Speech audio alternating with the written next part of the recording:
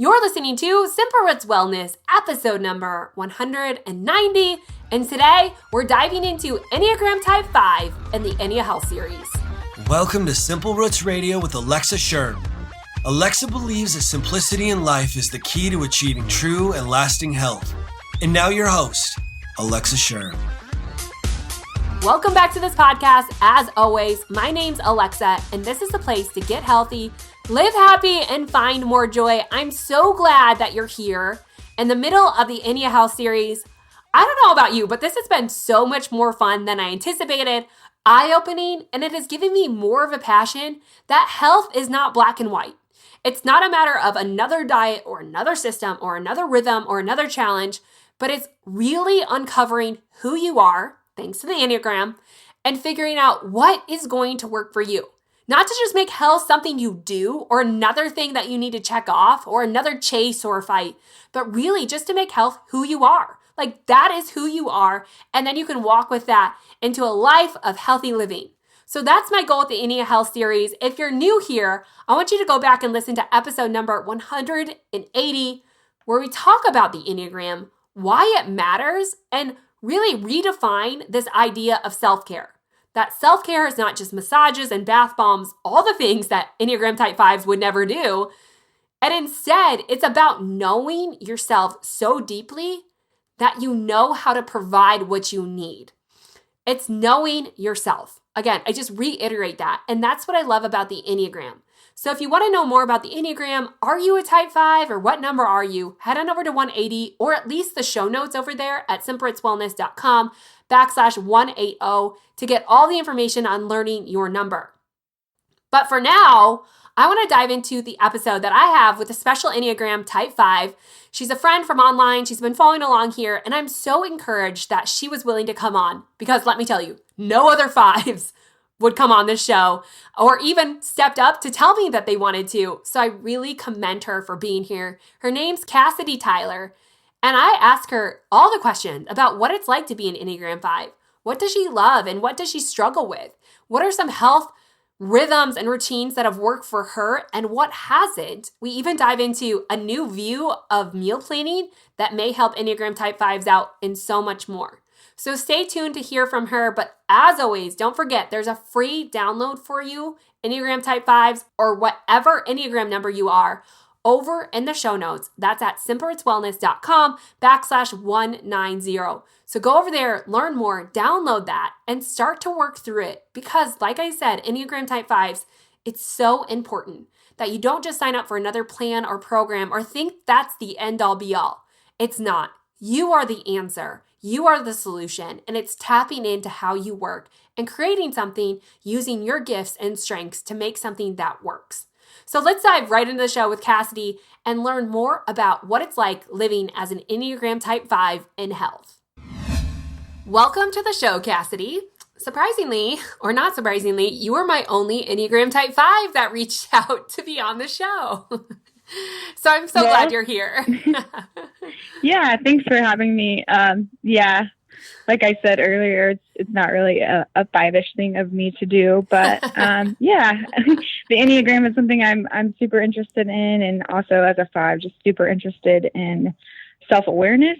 So I'm glad you asked me. Yeah. So I'm so excited to learn more about you and what you have to say, because I think Enneagram 5s are kind of one of the more mysterious Enneagram types of the Enneagram series. And yet so much, like when I did research about Enneagram Type 5, so much of what we do with health today is so against, or what I would perceive against, how a Type 5 actually works. Like, do you agree with that? Like being told what to do and programs, like that's not really an Enneagram Type 5 kind of thing? Yes.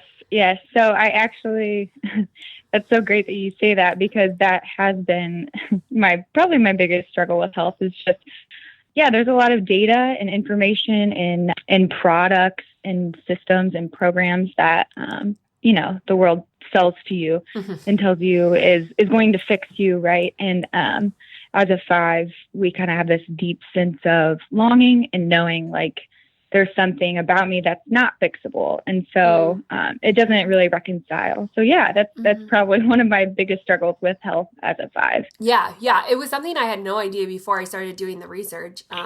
Obviously I'm a little outside of who I am reaching for an Enneagram 5 here, but it was really fascinating. And so we're going to talk about it later and some of the tips that I gave to see if they resonate more with you. But before we go there, can you just give us a brief overview about the Enneagram Type 5 and what you love about it and what you struggle with? So the Enneagram Type 5 is typically referred to as the observer or the investigator. I prefer the observer more just because investigator sounds kind of aggressive and the 5 is in a withdrawn stance. Also, I found that as a 5, no data seems irrelevant to me. So I will observe and, I want to see anything and everything. So I can find anything interesting. 5s are attracted to wisdom, knowledge, and learning. So we like having insight, learning the nature of things, seeing how everything works together, whether it's the kitchen sink or if it's complex social systems. So we have a huge fix-it problem with the world, which can get pretty weighty, but it also provides a lot of purpose and meaning, I think, for us too. Right. And then what I love about being a 5, I think it makes me a good advisor, to be so observant and a good listener. As a 5, I hate to talk about my strengths. Right. It's not really something we like to do. But I think if there's one thing I could say, is what I love is it gives me an open-mindedness to really see the variables and factors that are helpful to give good advice, whether it's, in relationships or financially. We can kind of see the end result before it gets there. So that also means it's kind of a big responsibility to have people come to you with big problems. But I think it keeps us healthy. It keeps us wanting to be sharp for our relationships and wanting to help others where they are and in their needs. Yeah. Yeah. It's so true. And I feel like I'm really pushing an Enneagram 5 to even be on this show. So I really applaud you for being here and sharing. But I like how you kind of kept referring to connection. And from what I was learning from the Enneagram Type 5, connection is one of the healthiest things, or one of the best ways to make an Enneagram 5 healthy, is this ability to connect with the world around. So correct me if I'm wrong, but by nature, you live more in a scarcity mindset. So maybe that's why you collect knowledge. Is that correct? Is that what you say? Yes, absolutely. So I think our deepest issue with ourselves is thinking that we're not enough. Yeah. So we have a scarcity mindset, just kind of like in any facet of life, like relationally, physically, thinking there's not going to be enough. Like at the end of the day, I'm not going to have enough energy. I'm not going to have enough knowledge. I'm not going to have enough emotion to share with someone. So yeah, definitely always feeling like there's not enough of us to go around. Yes. Yeah.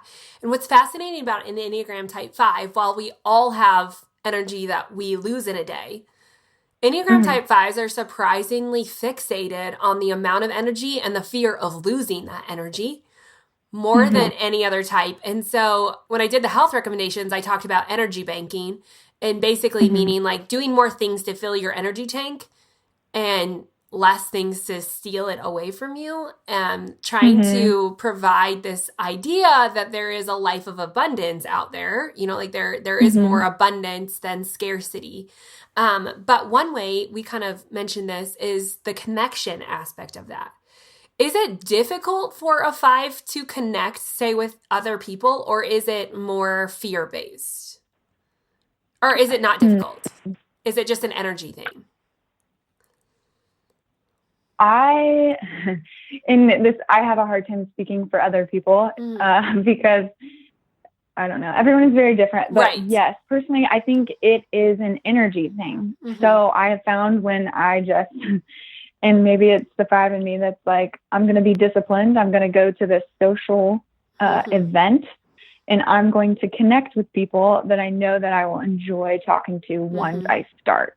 But I think it's the thought of that going, like if I'm going to go to a social event, I need to know 2 days ahead of time so I can start banking my energy for that thing that I'm planning on going to.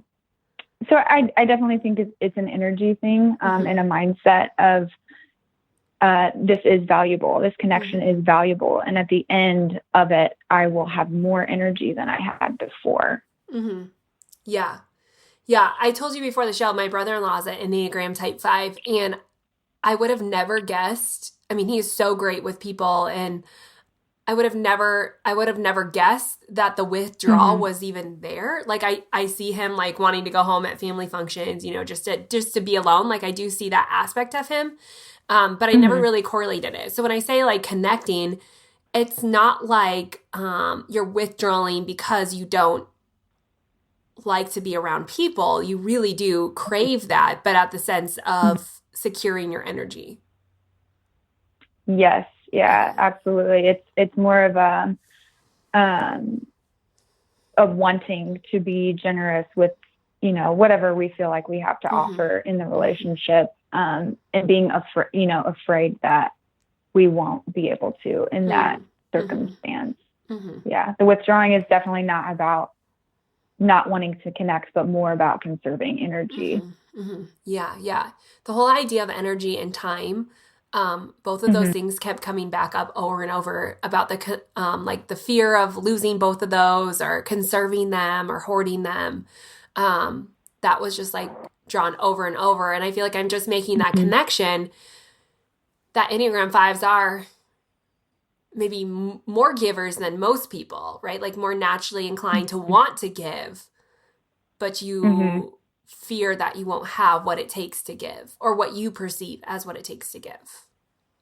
Right. Yeah, definitely. So, just the more I learn about the Enneagram 5, we really value like knowledge and learning and knowing as much about, you know, anything and everything as possible. So I think a fear in being generous is I don't know enough, you know, I don't have enough to give, so I might as well not give at all. And that's, you know, a very broad definition of generosity, like outside of monetary, you know, definition of generosity.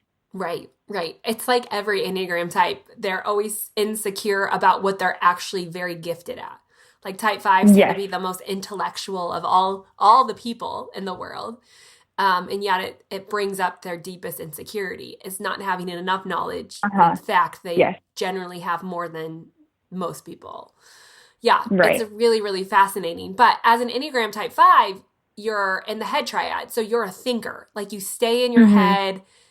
What do you do? Like what are some mechanisms that you do to get yourself out of your head? Like out of someone would consider a thought spiral that you can easily get yourself into. How do you keep your thoughts in your head healthy, I guess is what I'm asking. Sure.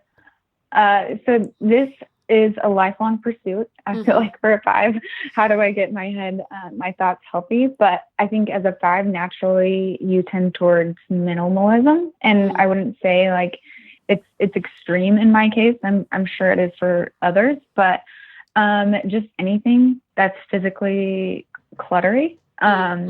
Just you already have enough clutter in your mind. You have to get the physical clutter out. So I think just a simple activity, to be honest, is cleaning. I clean my house like every day, picking it up all the time. I feel that it helps me think better. And then also just find something physical, like to do, like whether it's like a crafty hobby or, you know, doing updates on your house, whatever it is, it's just something physical that can get your mind like onto something that creative, get your mind out of itself, you know, working outwards instead of inwards. Yeah. That totally makes sense from the recommendations that I gave. Like I kind of said that you need to move before you get in your mind. And it's not to say that your mind is a bad place. Like that's one of your greatest gifts. But again, I feel like 5s are very extreme. And you wouldn't maybe even know that about them because you tend to be a little bit more minimalist, a little bit under the radar. But when we look at fives in health, we see two extremes. We see almost like this intense gathering of information and wanting to do everything right, and food is good or bad, like very quantifying health. Some would consider this more of like the orthorexia route of this obsession with health. But then we see on the other extreme where fives can get so in their head and so in their thoughts that they often skip meals. And when they do remember that they're hungry, they'll just reach for convenience food. Like it's like health isn't even a thought that they have. It's just kind of like something that they need to do to sustain whatever it is that they're passionate about or whatever they are thinking about. And so we see two ends of the spectrums usually with five is like the extremes. Do you feel like that is there's truth to that in a five? Because it's hard to see that, like, as someone who's not a five, that's hard for me to see kind of in a five. Yeah. So I feel like we probably put off a very level-headed, for sure, easygoing persona. Yes. And that is maybe sometimes true. I would not say that it's not true, but the extreme happens definitely internally. So I would very much identify with the extremes in health. I did struggle with a period of restrictive eating and being very obsessive about how I viewed health and food. But then, yes, like I think the inclination then is to swing the other way. And so when I'm trying, to recover from restrictive eating, when I was trying to recover, it's like, well, how much should I care about this? Should I care about it at all?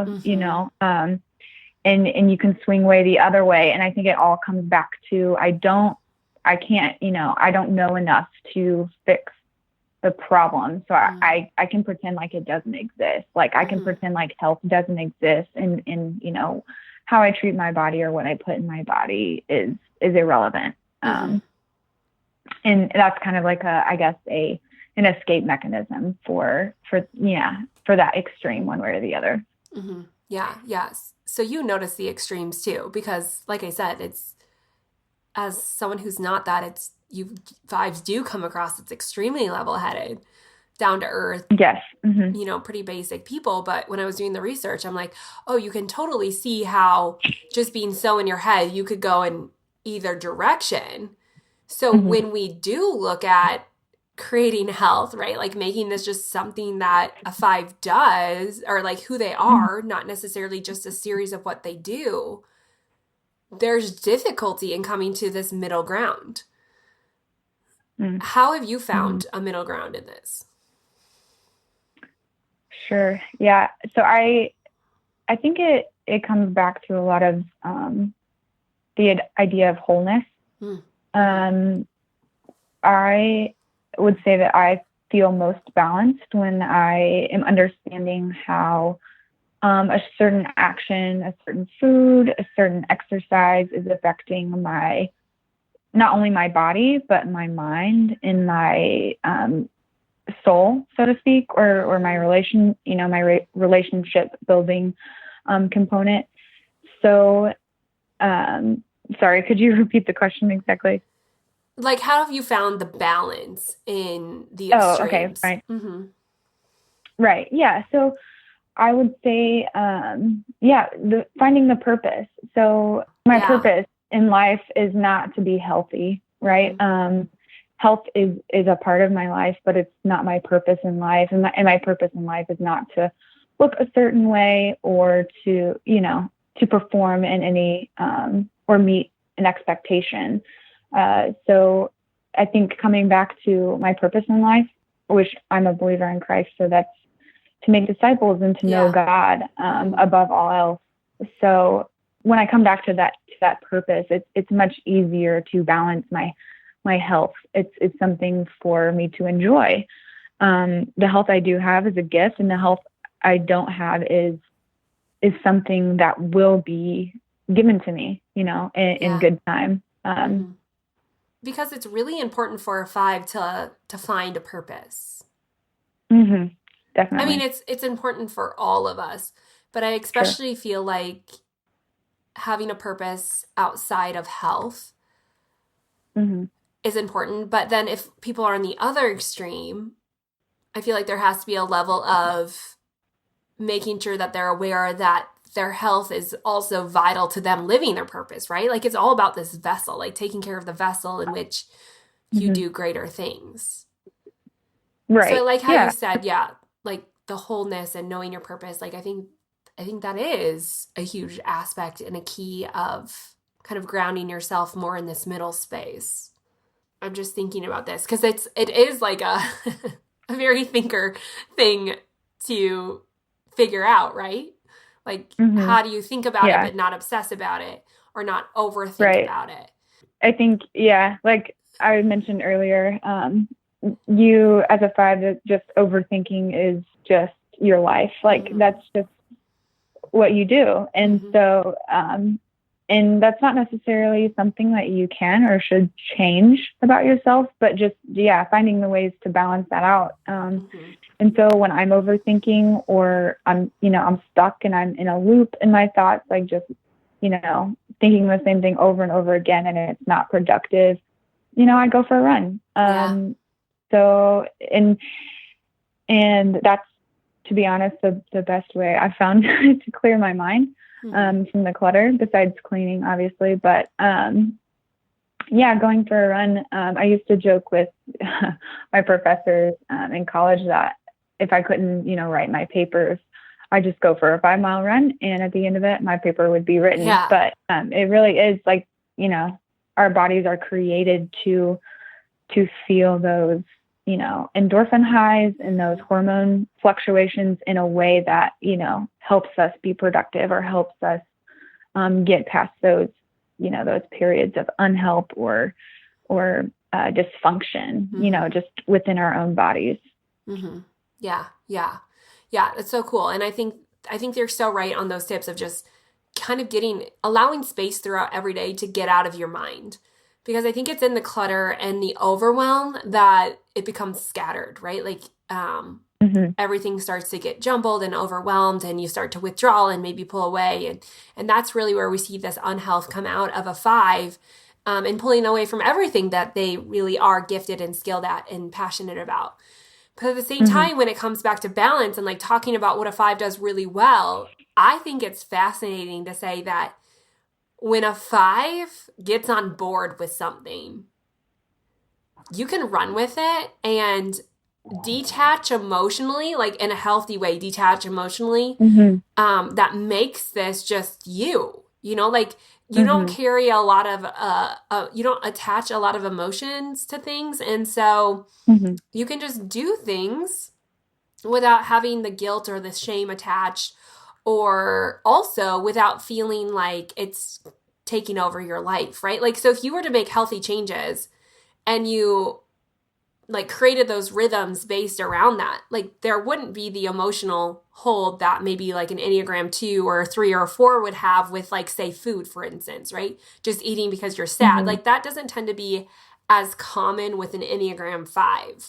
I mean, correct me if I'm wrong, but once you get your mind in something and it becomes a habitual rhythm, it really is amazing at what an Enneagram 5 can commit to and be disciplined. Like you have some of the most willpower of any other Enneagram types, and it's just so natural for a 5. Yeah.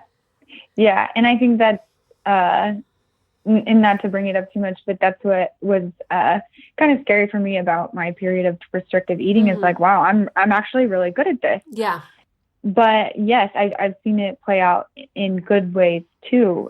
Just since, recovery and listening to your podcast, honestly, in the beginning, you talked a lot about hormone health and just like a lot of those habits. I was like, yes, like this is, I'm committed to this. I believe in this. But I think the hurdle for us is to get to that point is like, I really do believe in this. I really believe this is helpful and beneficial. But yes, definitely, like once we see the benefit and once we see the way it works into the wholeness of our body, the wholeness of our mind, it's very easy to commit and just never turn back. Like, yes, this is what I want to do.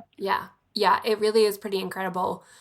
Just the discipline and just so many gifts and skills and strengths that an Enneagram 5 has. What are some other ones that you say that you use or could use to leverage in living like a healthy, balanced life? Sure. So I feel like I love to think and reflect on, causes and effects of, just health decisions made, foods eaten, or even conversations had, relationships. So I feel like our ability to reflect and then implement, changes after reflecting is a huge asset to our health.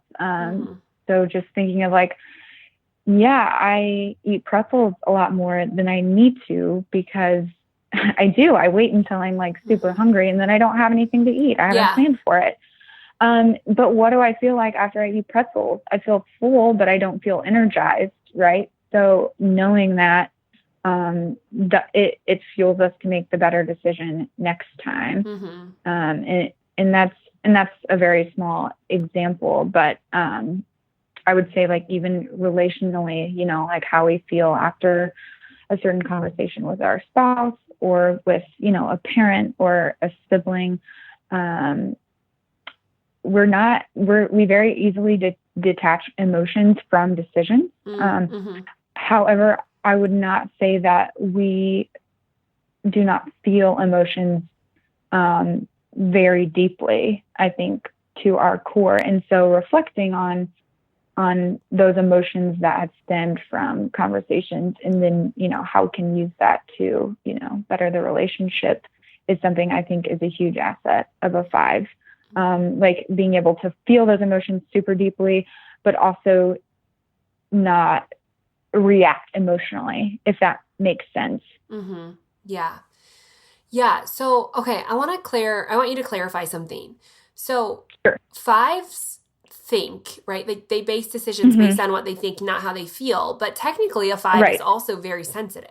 So where is the emotional component in this? Like how does the emotional component work for a 5? That is still something I'm trying to figure out. When I first, got into the Enneagram, I thought I was a 5 wing 6. However, upon further reflection, as a 5, I think I'm either like a 5-5, like a very hardcore 5, or possibly a 5 wing 4. So I'm more of like the 5 that's like, can go through periods of woe is me. Yeah. I am undone. Like I cannot be fixed. So I think there's a little element of 4 more than 6, there. And, so, the only, that I can come up with is possibly just our, with this deep longing for knowledge and how the world works, and this also deep longing to better the world, fix the world, see the world progress, that gets at the core of the human soul in a way that, you can't ignore some of the emotions that those sorts of, thoughts and quests bring up. But as far as how we can feel so deeply yet make detached decisions is super confusing even to me still. So if you find an answer for that, you can let me know.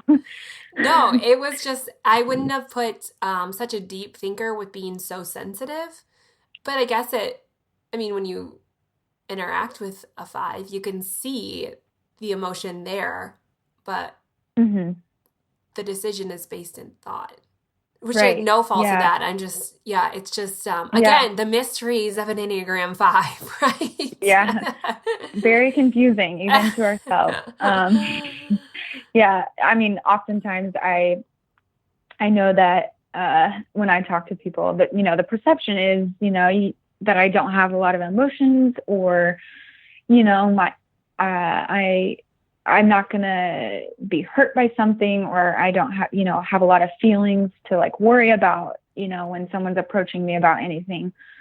And the truth is, like on the surface, I probably won't. Like, I'm probably going to be pretty good at taking criticism if you have criticism to give me, or, teaching or direction or guidance.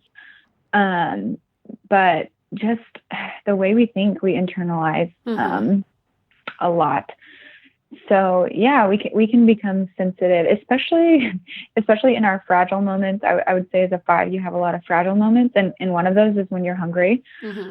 And the other time you have those fragile moments is when your brain is cluttered. And so I know my mom used to joke, like, to my husband, when we first got married. We've been married for 4 years. Like, if she's agitated, if she's irritable, just tell her to go run, and make her some coffee when she gets back. Yeah. So yeah, it's very, our needs, I think, are very physical, which I find is interesting. Since we're thinkers, but I feel like my needs are very physical.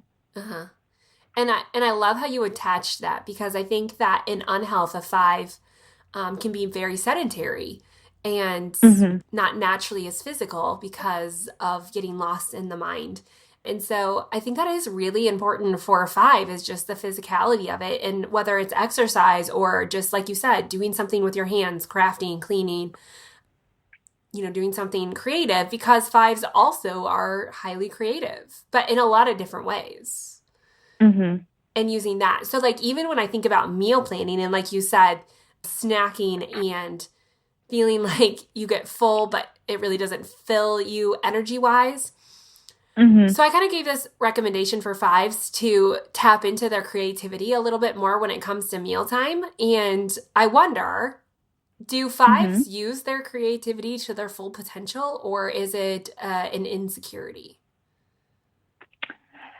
So the meal planning thing is a good point for me to talk about, because I have tried meal planning so many times.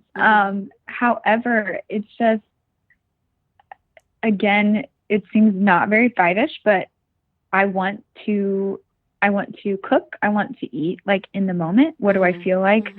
What do I feel like eating? What do I feel like is going to look beautiful on my plate, to be honest? Like, I want to have a lot of color.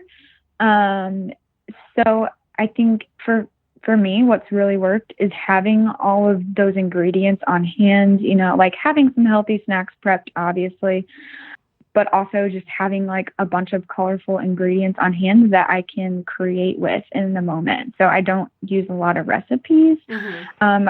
I've kind of made a hobby out of cooking most of my life. So it's something I love to play around with. I wouldn't say I do anything super extravagant, but my husband always jokes, like, that was really good. I'm never going to have that again. Yeah. Like, because I didn't have a recipe. I have no idea what I did. It just, whatever seemed right. I always joke, like, 3 tablespoons of flour makes the sauce, like, that's how you do it.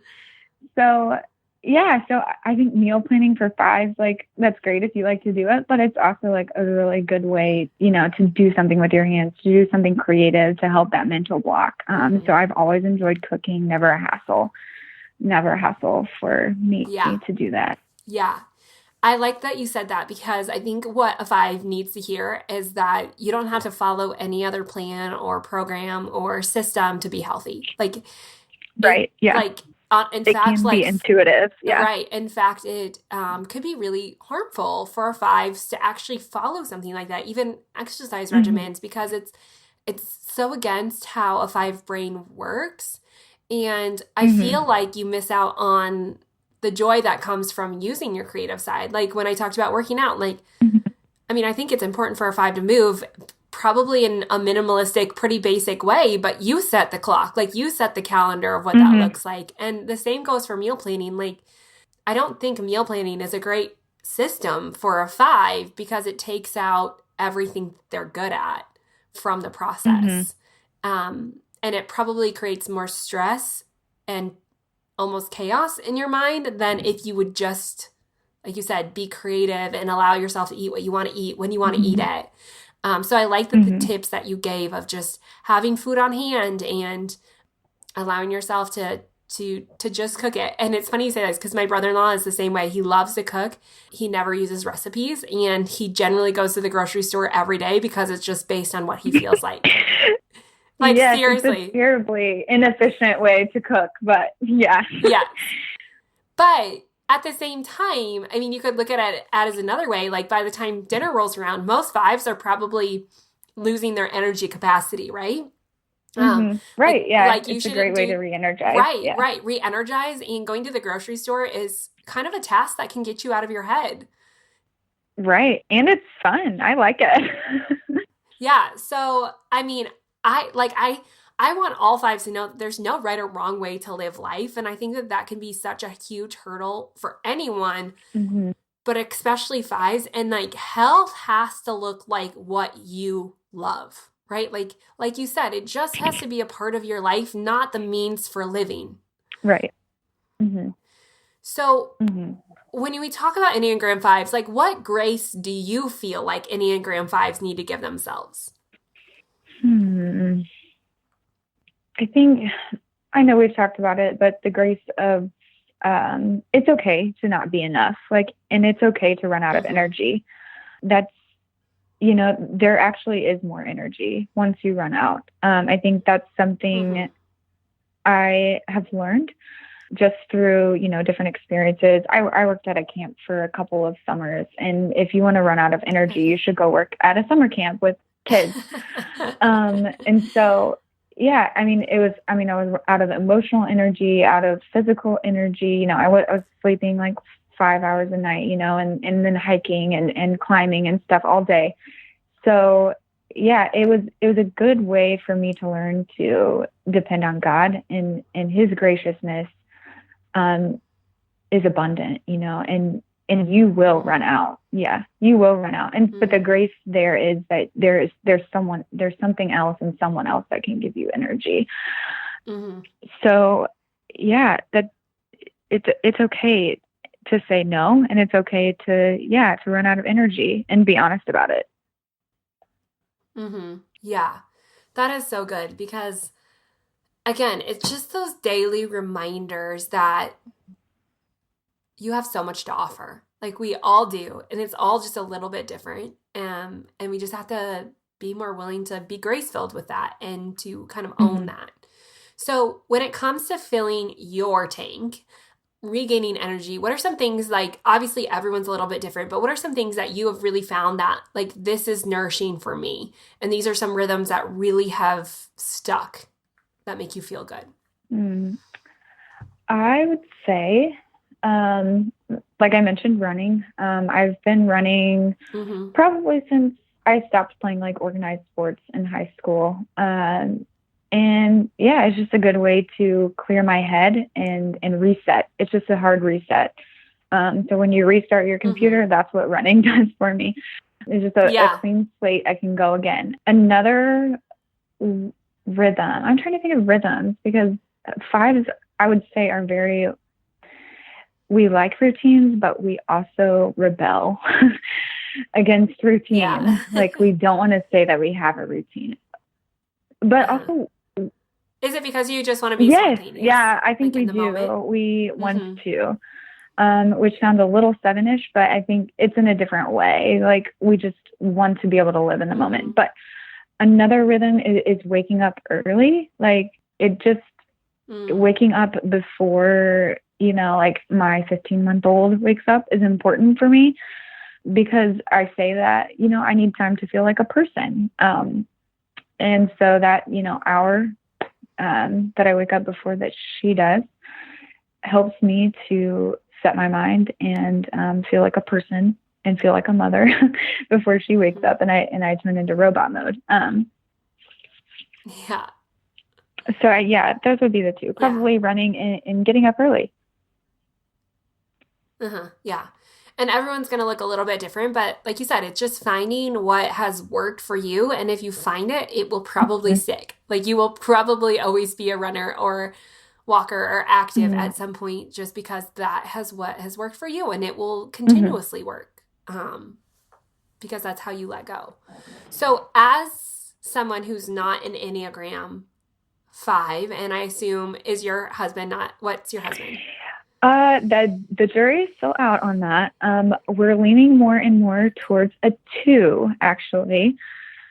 Oh, okay. So, yeah, I think that we're pretty settled on 2. I think we're going to go with 2. Yeah. Yeah. Okay. So how can other people, like, how does he encourage you, or how can other people encourage a 5? I think like the cliche thing that I hear is, give them space, give them time to be alone. But I think more than that, as a 5, I crave, someone to listen to all of the things that I have in my head and the thoughts, which I think sometimes we fear, talking because it might burden others. But I think the greatest encouragement that we can receive is the, listening, first of all, and then also just acknowledging that a lot of the thoughts that we have are valid and useful. So yeah, I think that's what I think that my husband does for me, is listens, and then validates that, like those thoughts are useful and can be helpful to others. Because our greatest fear is that what we're doing is not helpful, or what we're doing is not enough to be purposeful. And then also just encouraging us in our hobbies. So I'd say 5s probably have more hobbies than anyone. Just all kinds of hobbies that they're interested in for a second or 2, and then they move on. But just reminding a 5 that, hey, like, have you, I'm trying to think of a good one. Have you painted in a while? Or have you, stamped any new cards? Like, I used to stamp cards with a woman from church when I was little, and I really liked it. But, have you made any, homemade cards in a while? Or have you written in a while? Or, whatever it is that they really find joy and peace doing, that makes them feel creative and making something beautiful, too. Just encourage them to go back to that hobby if they kind of seem to be stuck in their head a little bit. So does a hobby what a hobby does for you is it gets you out of your head and gets you active? Yeah. Because 5s have a lot of hobbies. Yeah. I mean, I'm an Enneagram type 2, and like hobbies don't even really cross my mind because there's too much to do, right? But like 5s love their hobbies. Yeah. And we wish we could have more. Which is awesome. We wish there was more time and more energy for more hobbies. Like, we would be professional hobbyists if we could. But it helps you get out of your head. I think that hobbies are, what I turn to when I need a break, for myself. And I would say that's probably what other 5s would tell you too. Yeah. Yeah. Okay. That totally makes sense. Okay. This has been so awesome. I thank you so much. I kind of told you in the beginning, I learned like right before the show not to ask an Enneagram 5 too many questions.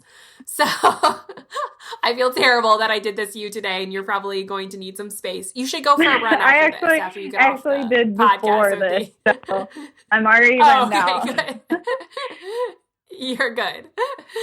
Okay, but I do have just a few more like quick fire questions, just some of your favorite things that you're loving, just something for fun. So we'll go through this, and then you can tell us where we can learn more about you. And again, like I said, this has just been so encouraging, and I learned so much, and I have so much respect for Enneagram type 5s. I kind of want to like know more about them and dig in more. But so thank you so much for being here. But the first question for the quick fire is, what's the first thing you do every morning for your health? So if my husband already hasn't made the coffee, I'll make the coffee. But and then I typically help him get ready for school. He leaves pretty early. He's a teacher. And then I will read my Bible and spend some time in prayer. That's kind of what I meant by feeling like a person before my 15-month-old wakes up. But yeah, that's the first thing I do every morning. Yeah. And like you said, you kind of like to wake up in the mornings and get your day started. Yeah. what is your favorite book or health book or something that has really helped you grow in this space? So this is going to sound very weird, but hopefully it's very five-ish. I recently, because I recently had a baby, read Ina May Gaskin's Guide to a Natural Childbirth. And I feel like the stories in the beginning of that book, it's very much about, the connection of mind, body, spirit in the birth process. Yeah. I don't know. It was just very fascinating to me. And I would say that it was my favorite view of health, like in the wholeness, of our bodies and minds that I've read recently. So hopefully that doesn't sound too weird. It's not really out, everyone's going to go out and get this book because obviously not everyone's pregnant or having a baby. But like for me, I totally thought that was very eye-opening, just into this idea of wholeness in our bodies. Yeah, that is awesome. Yeah, I'll make sure and link that up in the show notes. What is one food that you couldn't live without? Probably peanut butter. There's no way. I eat peanut butter every day, probably. It's like my snack / dessert. So, probably peanut butter. That's so hard though, because food is so good and I love food. I know. I know. I read a quote that's like, if you love me, give me food, make me food, do food. Like, I'm like, yeah, it's totally me. And the last question is, what's the best piece of advice you've ever received and want to leave us with? Sure. So my dad actually gave us this advice on our wedding day. He said, it's never as bad as it seems. So, just referring to, any problem, any internal struggle, any relationship struggle, it's never as bad as it seems. And it really isn't. I think that we serve a big God. And so there's so much grace in that, and there's so much hope. So I think that, that's been very helpful, in the first few years of marriage where things seem very, they can seem very terrible. But knowing that there's more, there's another person, there's God that's in control. Yeah. So good. I thank you so much for being here and being open and vulnerable and willing to share your perspective on this, and just help us all learn a little bit more about the Enneagram Type 5. So thank you so much. Yeah. Thanks for having me.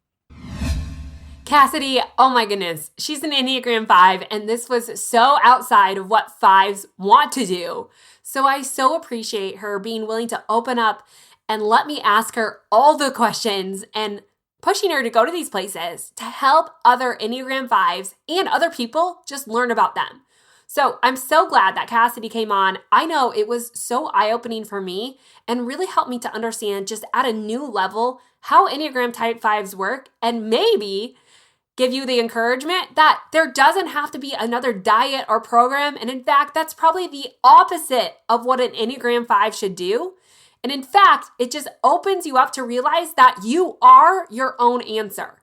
You just need to use your gifts, your creativity, your intellect, your innovation to create a system that works for you. And once you create it, 5s, you stick to it. It just becomes who you are. It's no longer just what you do, but who you are. And that's where we want to go. Not to overthink it or overanalyze it, but to get out of your head and just make this a habitual rhythm.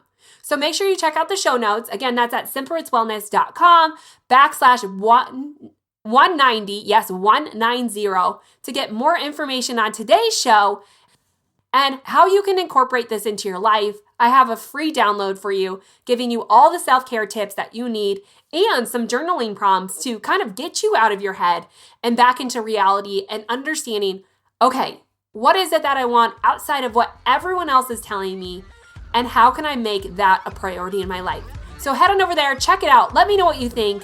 And also, don't forget to follow me on Instagram at Alexa Sherm. I will see you back here next week when we break down Enneagram Type 6.